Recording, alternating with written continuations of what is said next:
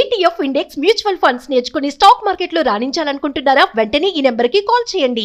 ఇంతకుముందు అమెరికా వెళ్ళాలంటే వీసా వెంకటేశ్వర స్వామికి మొక్కు దండాలు పెట్టుకుంటే వీసాలు దొరికేవనేటువంటి అభిప్రాయం ఉంది. ఇప్పుడు వీసాలు వచ్చినా కానీ చిక్కుల్లో పడేటువంటి పరిస్థితి కనిపిస్తుంది. ఆల్రెడీ H1B మీద H4 మీద పనిచేస్తున్నటువంటి వాళ్ళ వీసాలు రద్దు చేయాలనేటువంటి నిర్ణయం ముఖ్యంగా భారతీయులకి షాక్ ఇస్తుంది.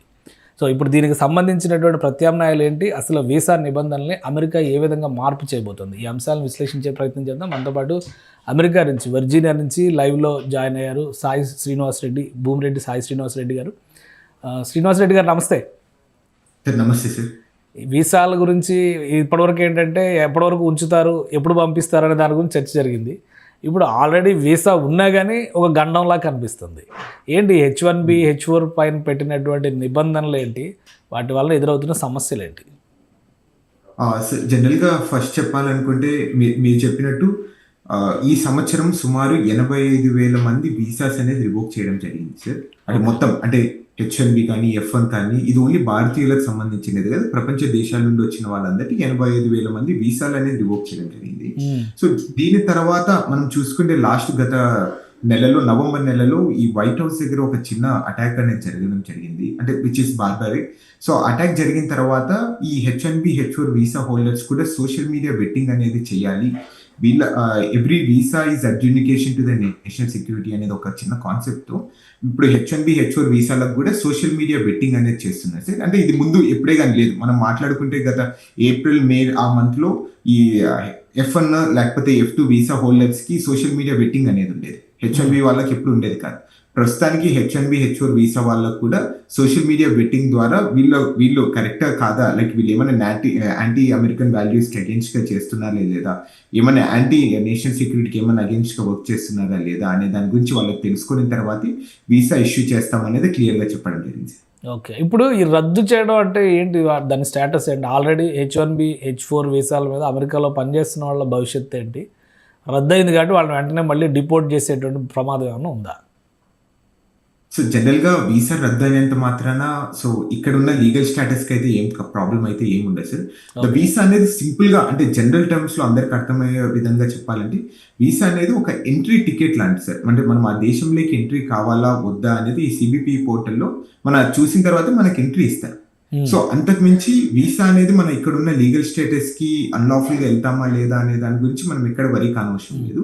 అంటే ఆ ఉన్నంత కాలం అంటే H1B వాళ్ళకు ఎన్ని రోజులు వీళ్ళకి ఇక్కడ వర్క్ ఆథరైజేషన్ ఉందో అన్ని రోజులు ఇక్కడ ఉండొచ్చు, మళ్ళీ దాని తర్వాత వాళ్ళు ఏమంటే తిరిగి వెళ్ళిపోవాలి. సో ఆ వీసా అనేది కంప్లీట్ అయిన తర్వాత లేకపోతే కొత్త వీసా తీసుకొని అయినా కానీ ఇక్కడ ఈ దేశంలో ఉండాలి అనేది క్లియర్ గా తెలియజెప్పడం జరిగింది. H1B అంటే మాక్సిమం ప్రొఫెషనల్ పర్సన్స్కి ప్రొఫెషనల్స్కే ఇచ్చినటువంటి వీసా అది. దీనివల్ల కంపెనీలు కూడా సఫర్ అయ్యేటువంటి పరిస్థితి ఉంటుంది. వీళ్ళు జాబ్ పోవడమా లేదంటే వీళ్ళని రిటర్న్ పంపించడం అనేది పక్కన పెడితే కంపెనీలు కూడా సఫర్ అవుతాయి కదా. ఎందుకు అంత డ్రాస్టిక్ డెసిషన్ ఇమీడియట్గా తీసుకోవాల్సి వచ్చింది?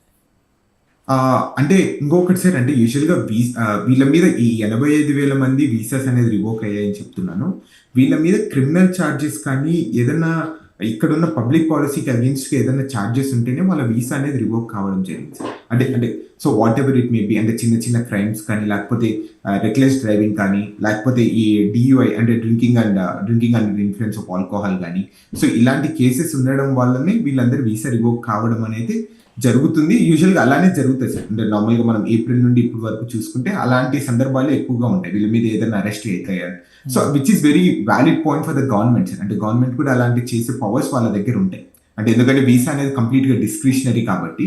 సో అంతకు మించి జనరల్ గా వీళ్ళని టార్గెట్ చేస్తున్నారా వాళ్ళని టార్గెట్ చేస్తున్నారా అనేది అయితే సో దట్స్ నాట్ కరెక్ట్ అని అయితే నా ఒపీనియన్ లో. అంటే మన ఇండియన్ కమ్యూనిటీకి ఏమన్నా ఎఫెక్ట్ ఉందా దీని H1B కానీ H4 కానీ ఫర్దర్ స్క్రూటినీకి వెళ్ళడం వలన మన వాళ్ళు కూడా ఎఫెక్ట్ అయ్యేటువంటి అవకాశం ఉంటుందా? అఫ్ కోర్స్ కదా సార్. ఎందుకంటే అంటే by the larger percentage of the people మనమే ఎక్కడ ఎక్కువ ఉన్నాం సార్. అంటే మీకు ఆల్రెడీ తెలిసిందే సుమారు 70% మంది H1B వీసా హోల్డర్స్ భారతీయులకే వస్తుందని చెప్తున్నారు. సో దాని ద్వారా ఇక్కడ higher number of the visas revocations కానీ మన వాళ్ళకి జరిగిండొచ్చు అనేది ఒక చిన్న అనాలిసిస్. అంటే అకార్డింగ్ టు ద ప్రపోర్షనేట్ గా మనం చూసుకుంటే మనకి ఎక్కువ జరిగిండొచ్చు. అండ్ ఈ సోషల్ మీడియా బెట్టింగ్ అనేది కూడా సో మోర్ ఆన్ ద మనకి ఇండియన్ సైడ్ కి ఎక్కువ ఎఫెక్టెడ్ గా కనిపిస్తుంది సార్. ఎందుకంటే December 15th తర్వాత నుండి ఈ సోషల్ మీడియా బెట్టింగ్ అనేది మొదలవుతుంది. అంటే మనకి H1B H4 వీసా వాళ్ళకి. సో దీని ద్వారా ఏమవుతుందంటే చాలా ఎక్కువ సమయం పడుతుంది. ఒక వీసా అనేది మనకు అప్రూవ్ కావాలంటే ముందు సోషల్ మీడియా లేనప్పుడు మేబీ ఒక 5-6 నిమిషాలు లేకపోతే 3 నిమిషాలు అప్రూవ్ చేయాల్సింది ఇప్పుడు 10 నిమిషాలు 15 నిమిషాలు తీసుకుంటారు, ఎందుకంటే మన సోషల్ మీడియా వాళ్ళు చూడాలి కాబట్టి. సో దీని ద్వారా లాంగర్ వెయిటింగ్ టైం అనేది వచ్చేస్తుంది. అట్లనే ఎక్కువ వెయిటింగ్ టైం అంటే భారతదేశంలో ఇప్పుడు ప్రస్తుతం ఉన్న వాళ్ళకి మనం చూసుకుంటే డిసెంబర్లో ఉన్న వాళ్ళకి మేలో వీసా ఇంటర్వ్యూ అనేది ఇవ్వడం జరిగిందని చెప్తున్నారు సార్. అంటే సుమారు 5 నెలలు మనము ఇక్కడ ఉద్యోగం మనల్ని అలానే పెడతారా లేదా, మనం లేకపోతే రిమోట్ ఇస్తారా లేదా, మన పరిస్థితి ఏంటి అనేది చాలా మంది భారతీయులు ముఖ్యంగా H1B H4 వీసా హోల్డర్కి చాలా కొంచెం భయాందోళనగా చెందుతున్నారనేది మనకు క్లియర్గా తెలుస్తుంది. ఈ నిర్ణయాలు రెగ్యులర్ వీసా ట్రై చేసే వాళ్ళకి లేదా వీసా అపాయింట్మెంట్స్ స్లాట్స్ కోసం ట్రై చేసే వాళ్ళకి కూడా ఇబ్బంది తీసుకొచ్చేవి అవుతుందా, లేదంటే అవన్నీ సపరేట్ కేసుగా చూస్తారు, ఇవి H1Bలు అన్ని సపరేట్ కేసుగా చూస్తారా? లేదు సార్, అందరిది ఒక చోటే చూస్తారు సార్ అది. సో నార్మల్గా అంటే వాళ్ళకి వీళ్ళకైతే సపరేట్ ఏం రూల్ అయితే ఏమి ఉండదు. సో కొత్తగా H1B వీసా వచ్చిన వాళ్ళకి కూడా సేమ్ సోషల్ మీడియా పెట్టిన తర్వాతనే వీళ్ళని దేశంలో అలో చేస్తారని అయితే క్లియర్ గా చెప్పడం జరిగింది. సో ఇప్పుడు వీసా ఇప్పుడు అట్లీస్ట్ స్లాట్ కావాలన్నా కానీ దొరికే పరిస్థితి లేదు. అయితే అమెరికా వెళ్ళాలి అనేటువంటి దానికి వీసా ఇంటర్వ్యూ కోసం స్లాట్ కావాలన్నా కానీ వెంటనే దొరికేటువంటి పరిస్థితి లేదా? ప్రస్తుతం ఉన్న సిచ్యువేషన్ అయితే అలానే కనపడుతుంది సార్. అంటే చాలా మంది పాపం ఇబ్బంది పడిపోతున్నారు. అంటే సో యూజువల్ జనరల్గా అందరు డిసెంబర్ వచ్చేసి డిసెంబర్ క్రిస్మస్ హాలిడేస్కి మనము వచ్చేస్తున్నాము. అంటే అందరూ ప్రస్తుతం ఇండియాలో ఉండడం లేకపోతే చాలా మంది ఇండియా ట్రావెల్ చేయడం వల్ల సో ఆ కొంచెం రద్దీ అనేది ఎక్కువ పెరిగిందని అయితే క్లియర్గా తెలుస్తుంది సార్. అంటే మనం చూస్తాం, నేను ఈ మధ్య చాలా పోస్ట్ చూస్తున్నాను, అంటే వీసా అపాయింట్మెంట్ ఆటోమేటిక్గా క్యాన్సిల్ అయిపోయింది, నాకు ఇప్పుడు మేకు ఇచ్చారు, మే 2026కి ఇచ్చారు, కొంతమందికి అయితే నవంబర్ 2026కి ఇచ్చారు. అంటే సుమారు సంవత్సరం రోజులు మనము ఈ దేశంలోకి రాకోకుండా మనం అన్ని రోజులు ఉండగలమా లేదా అనేది కూడా చాలా కొంచెం టెన్షన్ పడిపోతున్నారు సార్ అందరు. రైట్. ఎంత టైం పట్టొచ్చు ఈ స్క్రూటినీ జరిగి మళ్ళీ ఇప్పుడు తీసుకున్న నిర్ణయాన్ని వెనక్కి తీసుకోవడానికి కానీ లేదా ఒకవేళ రద్దు అయిపోయిందని కన్ఫర్మేషన్ చేయడానికి కానీ ఎంత సమయం పట్టొచ్చు? యూజువల్గా సార్ అంటే ఏ డెసిషన్ అయినా కానీ వీసా మీద వచ్చే కొద్దీ ఫాస్ట్గా తీసేసుకుంటారు సార్. ఓకే. అంటే ఎందుకంటే ఇది నేషనల్ సెక్యూరిటీకి సంబంధించినది కాబట్టి అంటే ఎవ్రీ టైం కరెంట్ అడ్మినిస్ట్రేషన్ చేస్తున్నప్పుడు అని ప్రతి దగ్గర నేషనల్ సెక్యూరిటీ అనే ఒక పదాన్ని వాడతారు. ఎందుకంటే అంటే ఏలియన్స్ అంటే మనం నాన్ ఇమిగ్రెంట్స్ మనం ఈ దేశంలోకి తీసుకొని వచ్చేసి ఏమన్నా అమెరికన్స్ ఏమన్నా సఫర్ అవుతారా అనేది ఒక ఇంటెన్షన్ తోని ఇలాంటి రూల్స్ అనేది తీసుకొని వస్తున్నారు సార్. అంతకు మించి this is nothing kind of అంటే వీళ్ళనే టార్గెట్ చేస్తున్నారు వాళ్ళని టార్గెట్ చేస్తున్నారు అనేది ఎక్కడ అయితే ఏం లేదు.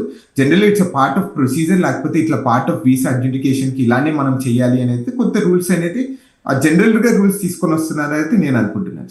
Right. Thank you Srinivas Reddy గారు విశ్లేషణ అందించినందుకు. ఇది అమెరికా ఫస్ట్ అనేటువంటి నినాదంతో ఇప్పటివరకు డొనాల్డ్ ట్రంప్ అడ్మినిస్ట్రేషన్ అనేక నిర్ణయాలు తీసుకుంది. అదే తరహాలో ఇప్పుడు H1B H4 వీసాలు ఉన్నవారిని కూడా స్క్రూటినీ చేయడం, వాళ్ళ మీద ఉన్నటువంటి వివిధ రకాల కేసులు ఫిర్యాదులు వాళ్ళ సోషల్ మీడియా యాక్టివిటీస్ వీటన్నిటిపైన కూడా వడపోత కార్యక్రమాన్ని చేపట్టింది. అన్నిటికంటే పెద్ద అంశం ఏంటంటే వీసా స్లాట్స్ దొరకాలంటే కనీసం 6 నెలల నుంచి సంవత్సరం పాటు వెయిట్ చేయాల్సిన పరిస్థితి వస్తుంది అమెరికా వెళ్ళాలనుకునేవాళ్ళు. టూరిజం పరంగా వెళ్ళాలనుకున్నా కానీ స్లాట్స్ దొరకడం చాలా కష్టంగా మారుతుంది. సో ఈ స్క్రూటినీ తొందరగా కంప్లీట్ అయితే కనుక వీసా స్లాట్స్కి కూడా కొంత వెసులుబాటు వచ్చే అవకాశం ఉంటుందని సాయి శ్రీనివాస్ రెడ్డి గారు చెప్తున్నారు. ఇది స్పెషల్ డిస్కషన్. Keep watching.